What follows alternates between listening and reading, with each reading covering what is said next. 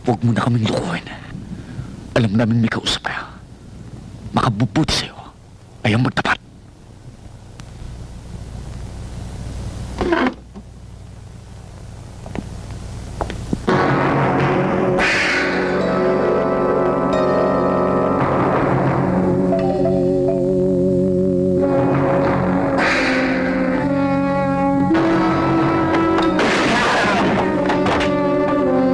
Huwag mo akong barilin.